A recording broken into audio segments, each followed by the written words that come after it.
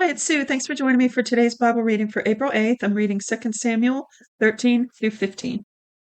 Verse 1. After this, Absalom, the son of David, had a beautiful sister whose name was Tamar, and Amnon, the son of David, loved her. Amnon was so troubled that he became sick because of his sister Tamar, for she was a virgin, and it seemed hard to Amnon to do anything to her. But Amnon had a friend whose name was Jonadab, the son of Shimeah, David's brother, and Jonadab was a very subtle man. He said to him, "Why, son of the king, are you so sad from day to day? Won't you tell me?" Amnon said to him, "I love Tamar, my brother Absalom's sister." Jonadab said to him, "Lie down on your bed and pretend to be sick. When your father comes to see you, tell him, 'Please let my sister Tamar come and give me bread to eat and prepare the food in my sight, that I may see it and eat it from her hand.'" So Amnon lay down and faked being sick. When the king came to see him, Amnon said to the king, "Please let my sister Tamar come and make me a couple cakes in my sight, that I may eat from her hand." Then David sent home to Tamar, saying, "Go now to your brother Amnon's house, prepare food for him." So Tamar went to her brother Amnon's house and he was lying down. She took dough and kneaded it, and made cakes in his sight, and baked the cakes. She took the pan and poured them out before him, and he refused to eat. Amnon said, "Have all the men leave me." Then every man went out from him. Amnon said to Tamar, "Bring the food into the room, that I may eat from your hand." Tamar took the cakes which she had made, and brought them into the room to Amnon her brother. When she had brought them near to him to eat, he took hold of her and said to her, "Come lie with me, my sister." She answered him, "No, my brother, do not force me, for no such thing ought to be done in Israel. Don't you do this folly.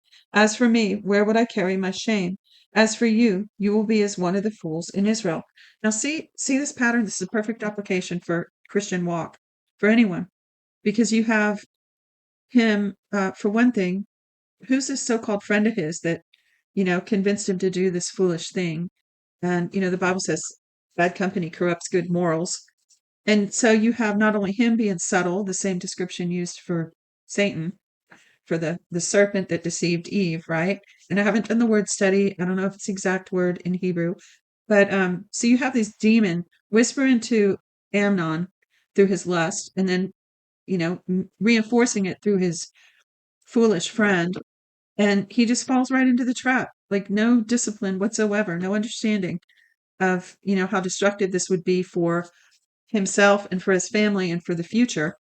He's just so caught up in his fleshly desires, he can't even see, the forest for the trees.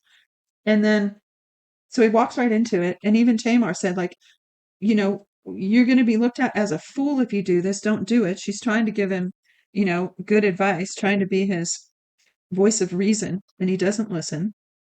And this is the beginning. This is what I was talking about the other day. This is the beginning of a set of dominoes that's going to bring much destruction. And I guess I'll stop and talk about it here and there. It's a wonderful unfolding of an example of how problems arise in families, in individuals and families and nations. This domino effect from this one sin. And it's interesting, this is chapter 13. So it's one sin that's causing this great landslide to happen that we're going to see unfold. And 13 is kind of a double-edged number. We know everybody's superstitious about 13. I don't believe in superstition, but 13 seems to have,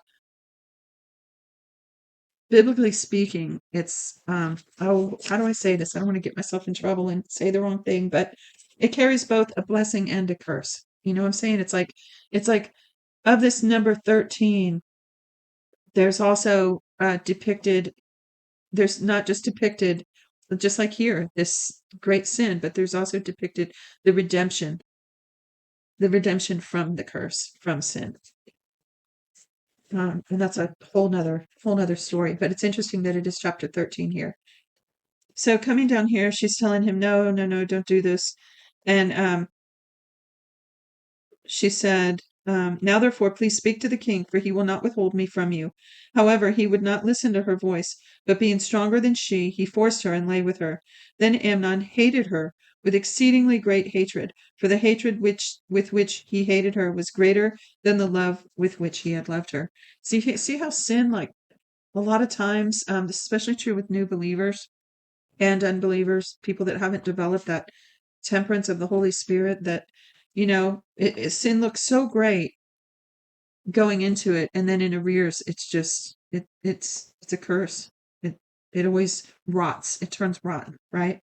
So he hated her afterwards, maybe because she had had so much control over him, because he was weak before her.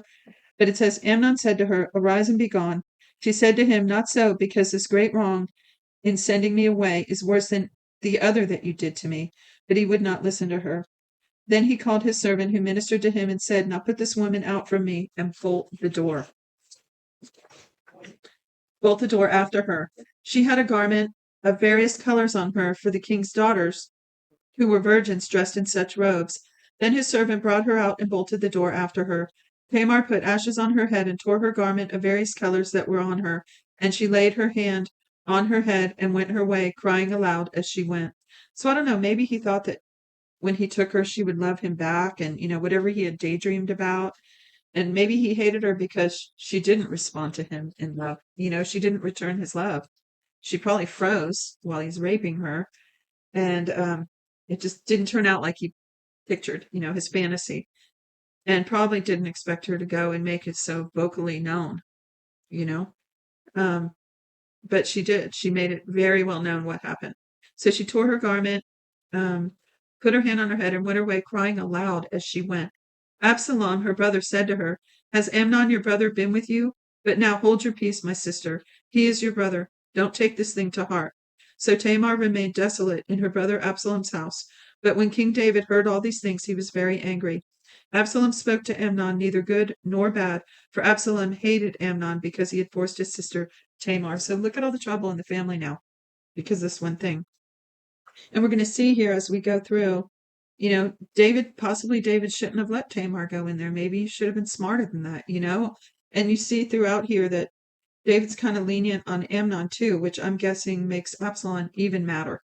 And later on, Absalom, he revolts against his father. And to me, I'm wondering if it all doesn't go back to this root here of how things were handled. So it says, Absalom hated Amnon because he had forced his sister Tamar. After 2 full years, Absalom had sheep shears in Baal Hazor, which is beside Ephraim, and Absalom invited all the king's sons. Absalom came to the king and said, See now, your servant has sheep shearers. Please let the king and his servants go with your servant. The king said to Absalom, No, my son, let us not all go, lest we be burdensome to you. He pressed him, however, he would not go, but blessed him. Then Absalom said, If not, please let my brother Amnon go with us. The king said to him, Why should he go with you? But Absalom pressed him, and he let Amnon and all the king's sons go with him. Absalom commanded his servants, saying, Mark now when Amnon's heart is merry with wine, and when I tell you, strike Amnon and kill him. Don't be afraid. Haven't I commanded you? Be courageous and be valiant. The servants of Absalom did to Amnon as Absalom had commanded. Then all the king's sons arose, and every man got up on his mule and fled. While they were on their way, the news came to David, saying, Absalom has slain all the king's sons, and there is not one of them left. Then the king arose and tore his garments and lay on the earth, and all his servants stood by with their clothes torn. Jonadab, the son of Shimei, David's brother, answered, Don't let my lord suppose that they have killed all the young men of the king's sons, for Amnon only is dead. For by the appointment of Absalom this has been determined from the day that he forced his sister Tamar. Now therefore don't let my lord the king take this thing to heart, to think that all the king's sons are dead, for only Amnon is dead. But Absalom fled. The young man who kept the watch lifted up his eyes and looked, and behold, many people were coming by the way of the hillside behind him. Jonadab said to the king, Behold, the king's sons are coming. It is as your servant said. As soon as he had finished speaking, behold, the king's sons came and lifted up their voice and wept.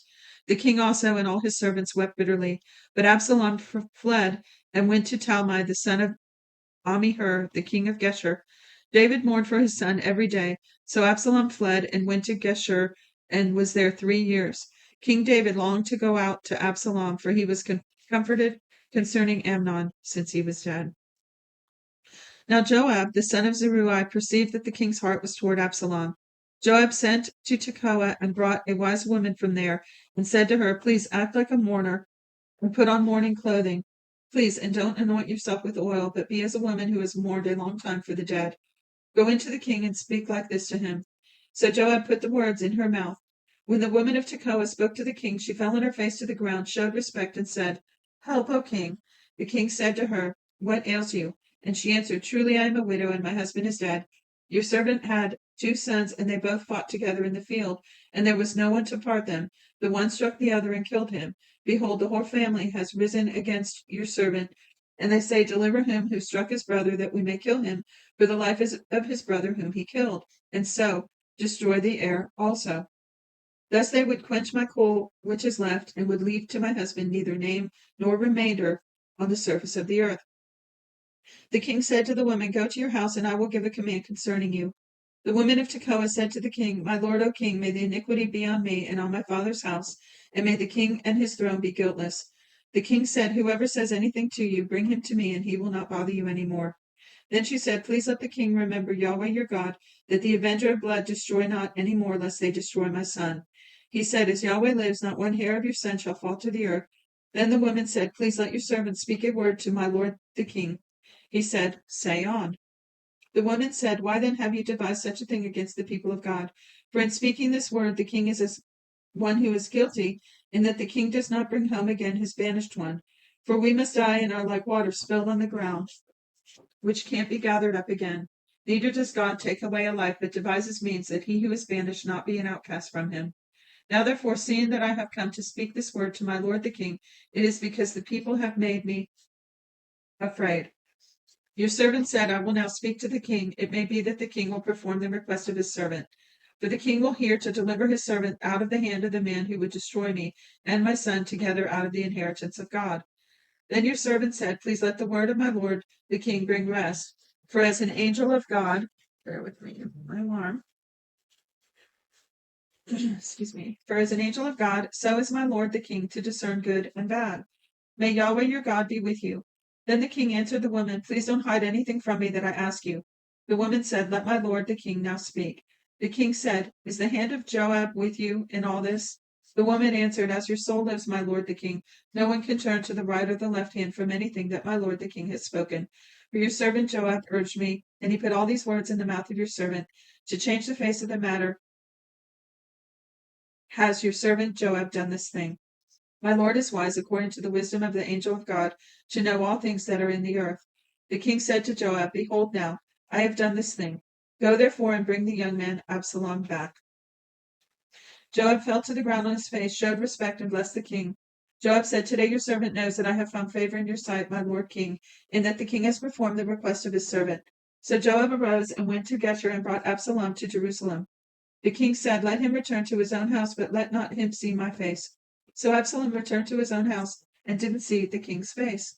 Now in all Israel there was no one to be so much praised as Absalom for his beauty. From the sole of his foot even to the crown of his head there was no defect in him. When he cut his hair on his head, now it was at every year's end that he cut it, because it was heavy on him, therefore he cut it. He weighed the hair of his head at 200 shekels after the king's weight. 3 sons were born to Absalom, one daughter whose name was Tamar. She was a woman with a beautiful face. Absalom lived 2 full years in Jerusalem and didn't see the king's face. So see, he even named his daughter after Tamar, his sister. This was a big deal to him. Again, reading between the lines here. He's never gotten over it. Then Absalom sent for Joab to send to the king, but he would not come to him. Then he sent again a second time, but he would not come. So more hard feelings. Therefore he said to his servants, behold, Joab's field is near mine, and he has a barley there. Go and set it on fire. So Absalom's servants set the field on fire. Then Joab arose and came to Absalom to his house and said to him, why have your servants set my field on fire? Absalom answered Joab, behold, I sent to you, saying, come here, that I may send you to the king to say, why have I come from Geshur? It would be better for me to be there still. Now therefore let me see the king's face, and if there is iniquity in me, let him kill me. So Joab came to the king and told him, and when he had called for Absalom, he came to the king and bowed himself on his face to the ground before the king, and the king kissed Absalom. So that's interesting. That kind of seems a little spoiled, doesn't it? Like You won't give me what you want. So he goes to this extreme to get Joab's attention. And he's already mad. And he's, if my dad, he brought me back, but he doesn't want to see my face, well, then he must think I'm guilty. So he's saying, like, if I'm guilty, kill me. If not, don't banish me. 15 verse 1, last chapter. After this, Absalom prepared a chariot and horses for himself and 50 men to run before him. He rose up early and stood beside the way of the gate. When any man had a suit which should come to the king for judgment, then Absalom called to him and said, What city are you from? He said, Your servant is from one of the tribes of Israel. Absalom said to him, Behold, your matters are good and right, but there is no man deputized by the king to hear you. Absalom said, Moreover, oh, that I were made judge in the land, that every man who has any suit or cause might come to me, and I would do him justice. It was so that when any man came near to him to obeisance, he stretched out his hand and took hold of him and kissed him. Absalom did this sort of thing to all Israel who came to the king for judgment. So Absalom stole the hearts of the men of Israel. At the end of 40 years, Absalom said to the king, Please let me go and pay my vow which I have vowed to Yahweh in Hebron. For your servant vowed a vow while I stayed at Geshur in Syria, saying, If Yahweh shall indeed bring me again to Jerusalem, then I will serve Yahweh. The king said to him, Go in peace. So he arose and went to Hebron. But Absalom sent spies throughout all the tribes of Israel, saying, As soon as you hear the sound of the trumpet, then you shall say, Absalom is king in Hebron. 200 men went with Absalom out of Jerusalem, who were invited, and went in their simplicity, and they didn't know anything. Absalom sent for Ahithophel the Gilonite, David's counselor, from his city, even from Gilo, while he was offering the sacrifices. The conspiracy was strong, for the people increased continually with Absalom. A messenger came to David, saying, The hearts of the men of Israel are after Absalom. David said to all his servants who were with him at Jerusalem, Arise and let us flee, or else none of us will escape from Absalom. Hurry to depart, lest he overtake us quickly and bring down evil on us, and strike the city with the edge of the sword.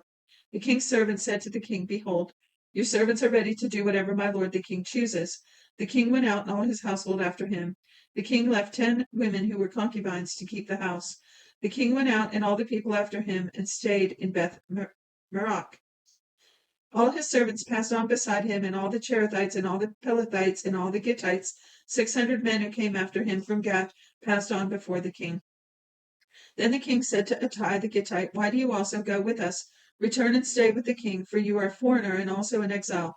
Return to your own place. Whereas you came but yesterday, should I today make you go up and down with us, since I go where I may? Return and take back your brothers. Mercy and truth be with you. Ittai answered the king and said, As Yahweh lives, and as my lord the king lives, surely in what place my lord the king is, whether for death or for life, your servant will be there also.